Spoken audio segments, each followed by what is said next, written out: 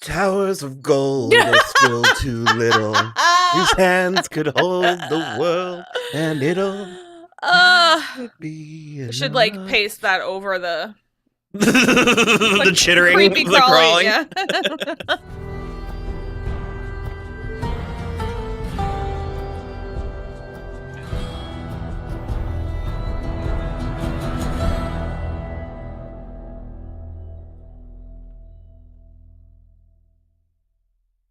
Hello, everybody. I'm Will. And I'm Kristen. And this is So I'm Watching The Last of Us, Season 2, Episode 1. Future Days.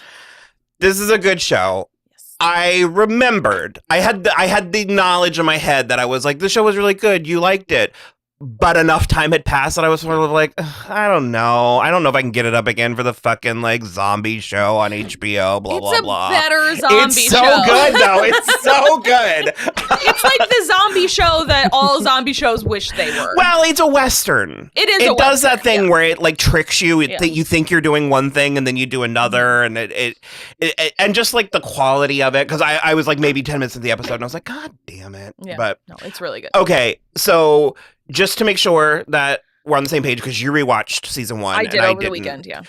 Joel, it's in the like 20 years in the future. Okay, so the outbreak happened in 2003. Uh-huh. And then the show picks back up 20 years later, so 2023. Uh-huh. And then this episode, the stuff where we get back to Jackson Hole is 5 years after that, so it's 2029.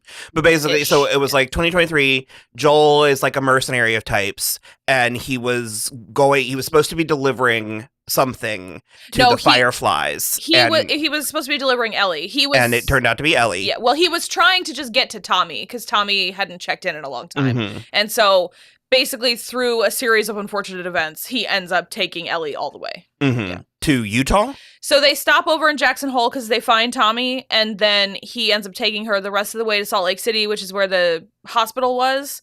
And they were trying to, because she's immune, because her mother was bitten while she was delivering. Yeah. And so it was just enough for her to, like, do that whole vaccine thing. Yeah.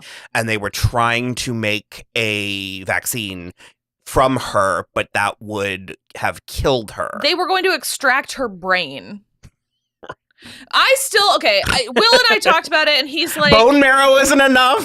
Exactly. I was just like, the issue for me is, like, potentially they've done enough studies, they studied it enough, they've realized whatever, but to me, I just feel like starting with less invasive procedures first makes sense, because once you take her brain out, there's no more Ellie. Well, that's also where this is fiction. Of course, I was going to say it has some big, heavy, what we like to call Jurassic Park logic, which is logic that I'm sure is not scientifically sound. But boy, howdy, does it pass the test for me. It makes sense to me, because it's like a fungal infection, and usually on zombie shows it's more viral. And the way and this fungus does exist, and it can take over like ants and stuff, but the way they justified it was global warming allowed it to adapt. That's and like yada yada. Yeah, which again just checks. You say enough like hot button, hot topic words, and I'm like, sure. Well, yeah, it's also John Hannah who is saying it, and he's just like, if there is potentially global warming, then everything mutates to like survive at a warmer temperature, and then it can survive inside a human host. So yeah, so that's where. So basically, Joel decides everybody to take on the trolley problem head first, and decides that he's going to save the one person and kill countless others. And at least 5 by the looks of the opening scene of this episode. Ellie knowingly went into this. Did she know she was gonna die? No. She did not. She did not. And then Joel lied to her. And then right before they got back to Jackson Hole, she was like, you have to swear to me that what you told me about the Fireflies is true. And he says, I swear. And she knows that he's lying, but so I think that's part of what this season is about, coming to grips with that.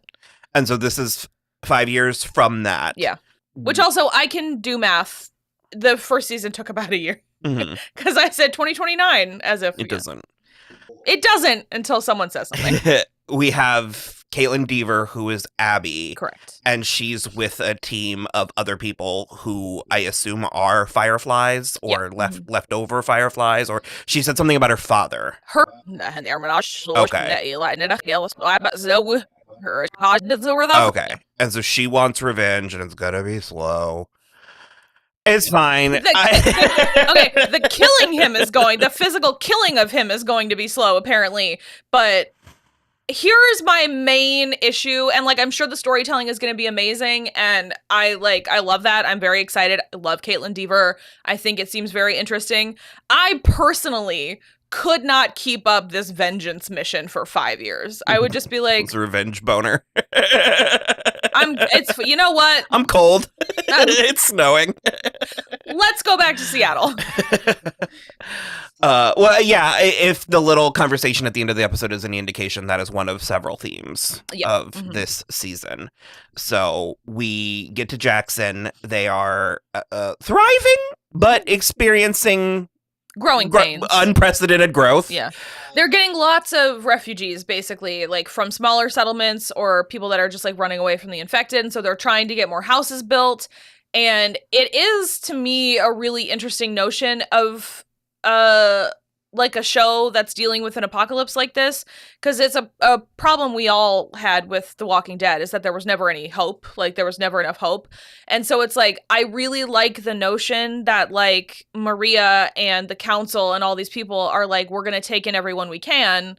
That's what we have to do. Well, that's they take the nice thing to do. They take their worldview and their theology very seriously, which is to be admired. Yeah. And methinks that's also going to be a theme of the show, is sometimes these concepts function differently in theory versus in practice. Because the issue is that they're trying to like fix up and build these houses and getting plumbing and electricity to them. They discover that some of the pipes are full of the cordyceps vines. Well, they just called it roots at first. No, they are, yeah. And so in trying to save as many people as possible, they've now put the entire settlement at risk because they're moving around at the end there. And the cordyceps are the like fungus is, it's like a hive mind. It functions like one giant organism. I mean, not like globally, but it's not like yet. In the things like when that was like peeking out of the basically pipe, it's like all the nearby ones will come. But what that means is that I guess, like, for lack of a better term, it's almost like a battery. So it's like, because it's breached the Jackson, then the, what do they call them, clickers, cordyceps, whatever, can kind of get in there now. Well, because they have roots. I mean, sort of. Basically, what they can't sneakily infiltrate, really, except maybe the new ones can. But what'll happen basically is now they know there's people in there, and so they'll come from. Okay. And that's also, I think, why Tommy and Ellie saw more than normal on their little hunting excursion. Because I was going to say, why was Jackson so safe? Because it was far and cold, far away? Yeah, I'm not sure. It just is Jackson Hole's kind of remote, so that's probably part of it. It's also in between two mountains, and it does have harsh winters, so I'm sure that all kind of helps. Things are going well, as things usually are in the beginning. Ellie is training. She's a little hotshot. Joel is having trouble.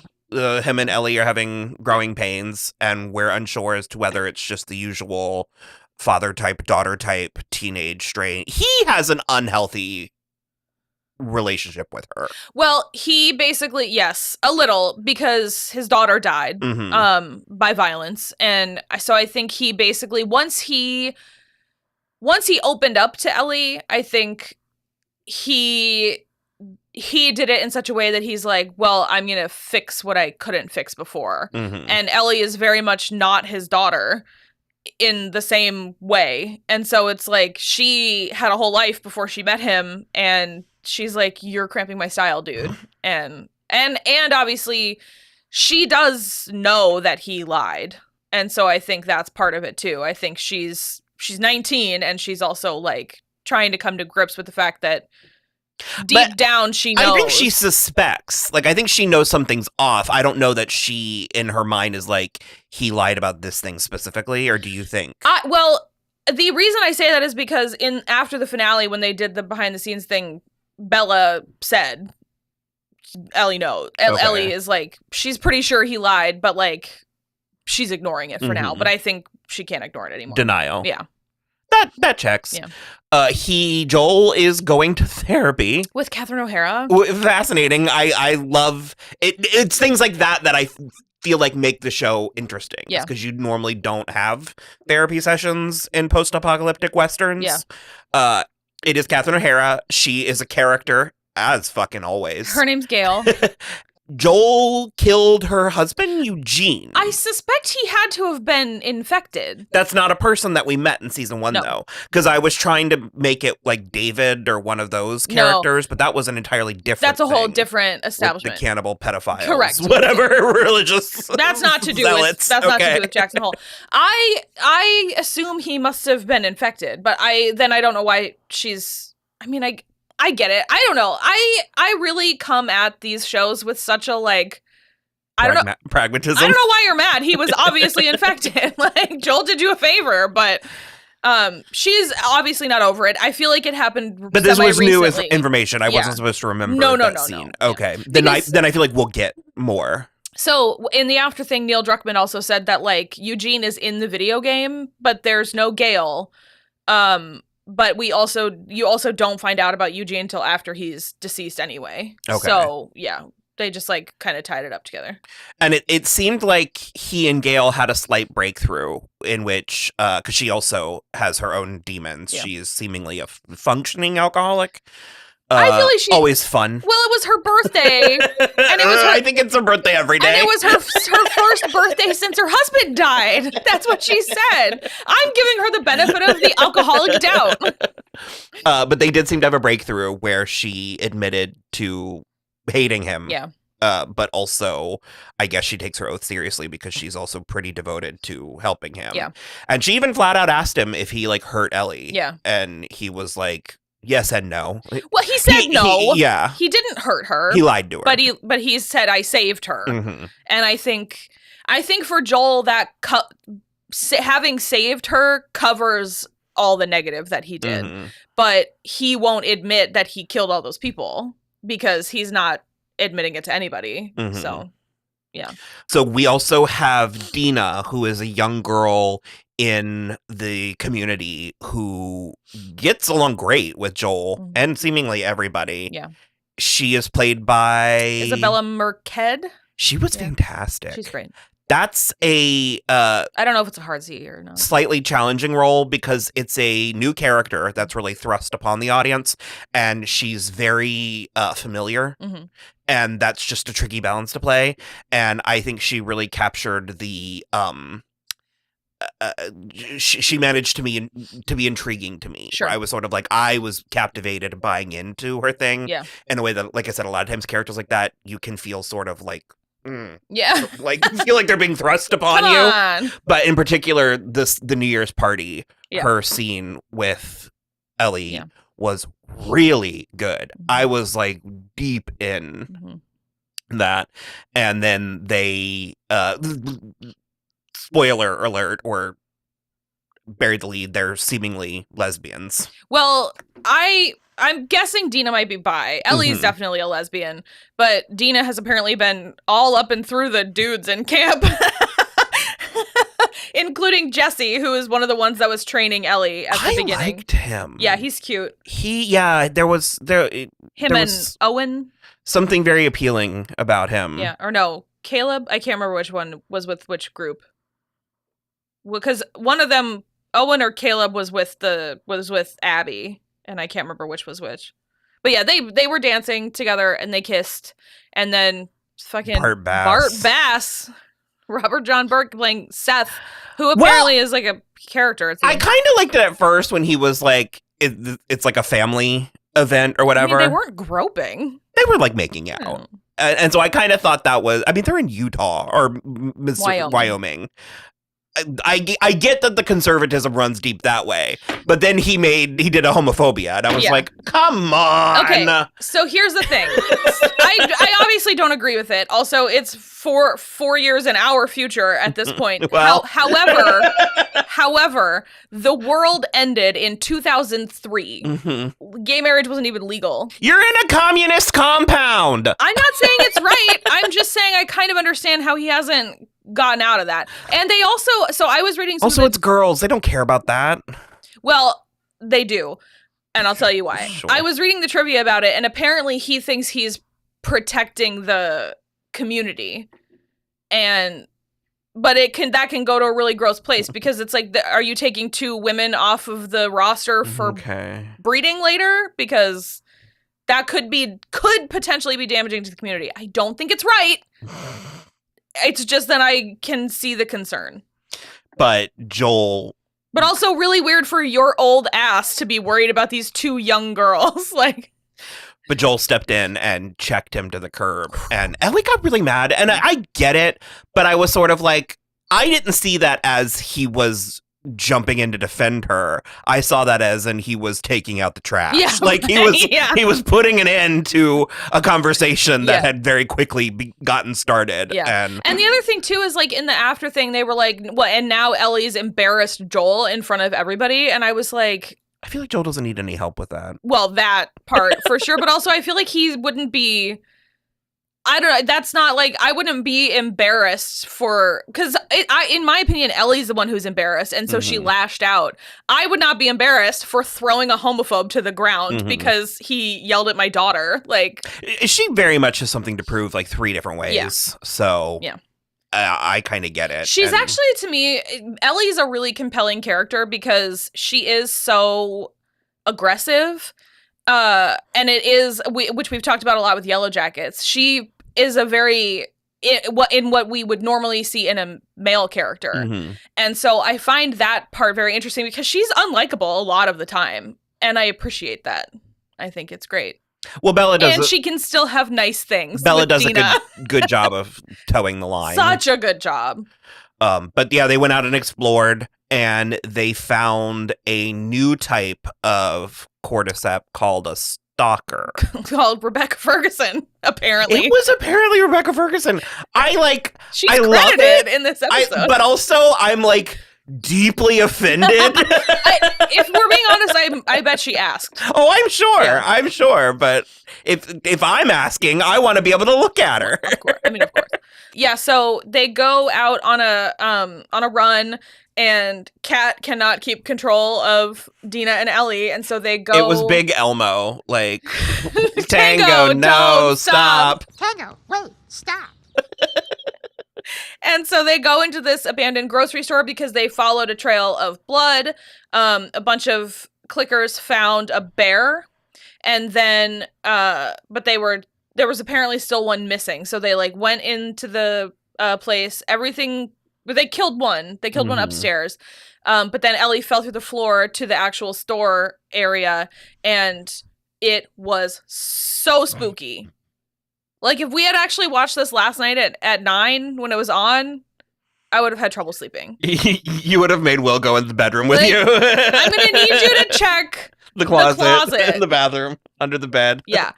Because it basically, it seems like it still has human intelligence. Sentience, yeah. Because it is savvy and sneaky, and it was kind of trying to lure her. Yeah. It was kind of like the bear in it was also Annihilation.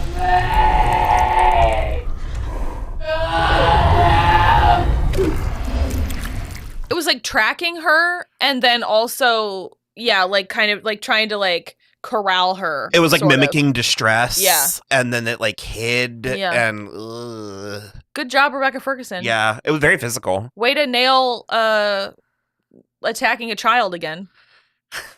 She's good at that, apparently. But yeah, she did bite Ellie, and Ellie, it seems, we're not sure how she has explained away her scar on her arm. Yeah. It's tattooed now, but the skin is still distressed there. Yeah. And she had the bite on her stomach, and there was a scene where she just sort of carved around it, so we think maybe she's disguising. Yeah, I would, because it was another girl that tattooed her arm and apparently didn't have any issues with it, so I would imagine she sort of carved it away a little to make it look like a burn or a scrape or something else.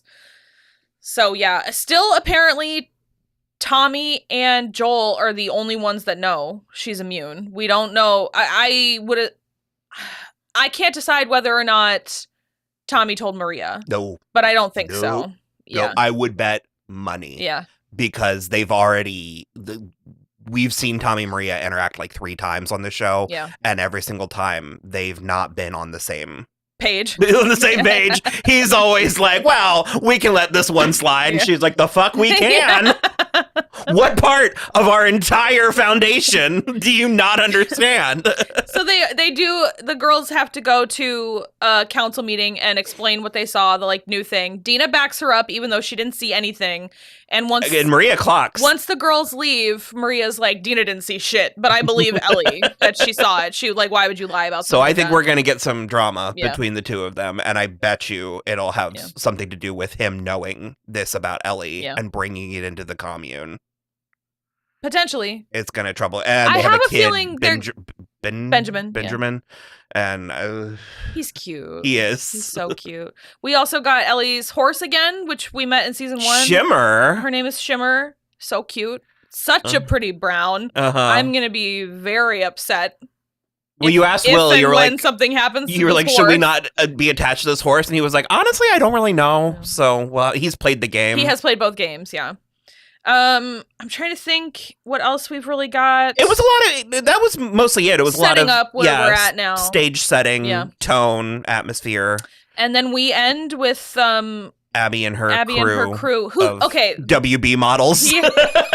They are all so hot. They're all so beautiful, but I do appreciate that they're like not gussied up. Sure. Like you're looking at these like very comically attractive people in like dust or like just like very normal flat. Yeah, so because the one Owen I think had a face on his face. Okay, so was Owen with them? Yeah. Then? Okay, Owen was with them. So that's Spencer Lord and then Tati Gabrielle from. Now I can't remember if it was Owen or Caleb. Which one was with them? Probably both. No. Because one of them was the one that Ellie was fighting. Oh. Yeah. So anyway, Tati Gabrielle from Sabrina, and then Ariella Bearer from The Runaways, and she was so alarming to me without her purple girt hair. And then Danny Ramirez is playing Manny. Okay. Yeah. So they are all super hot. And that's my actual bridge too far, because I can sort of see one person keeping their revenge boner going for 5 years, but she's roped these other ones. Not a single one of them has been like, is this not enough now? It feels like the first episode we're gonna get that. It feels like we're gonna get that. It feels like Galadriel in the first episode of Rings of Power, where they're all like, time to go home, bitch. And she's like, no. You've gone mad with power. Yeah. So no, especially Tati Gabrielle was giving me a little bit of like, are we really gonna do this? Yeah. So. Because I think that's also like a really interesting notion about this show is it's like sometimes you need to use violence, but also violence often begets more violence. And when do you stop? Like, when is enough violence enough? How many eye for an eye can we take until we're all blind, you know? And so it's like, so Joel killed Abby's father, so she's going to kill Joel. So you think Ellie's not going to come after you and kill you? Like, what are we... And then Dina's not going to come after her. And then... Yeah, exactly. Blah, blah, blah. Exactly. And also Tommy... I've seen Kill Bill. Yeah, Tommy's got means for revenge then too. And so it's like so much stuff that's really like, ugh, what are we doing? I'm going to contradict you a little. I'm not 100% sure we're going to get a lot of drama about having brought Ellie into the camp, like already bitten, just specifically because she's leaving. They're going to leave. Mm-hmm. They're going to not be. I just saw potential. Yeah, maybe. I mean, maybe. I wouldn't be opposed to it. I'm just not 100%. Mm-hmm. So yeah. All right. Well, I loved it. Yeah, it was fun. It was good. I wonder if episode 3 is going to be the absolute most heartbreaking thing we've ever seen again. So good. We've had a lot of episode 5, so we go into episode 3s now. The Last of Us is doing episode 3. So yeah, our plan is to cover the show. We should be on time. Yep. There might be an occasion where husband editor Will might be sitting in for me, depending on how things play out. If he can't make it into town. Otherwise, watch this space. And we should be on time. We saw Kylie Minogue in her first U.S. Arena tour yesterday, so that's why we were late. So, but we just finished True Blood. Teen Wolf Season 5 is coming. We are recording Desperate Housewives Season 2. We've got a couple things possibly coming up for the summer, so... Yep. All right. Bye. Like and subscribe. Thank you, patrons.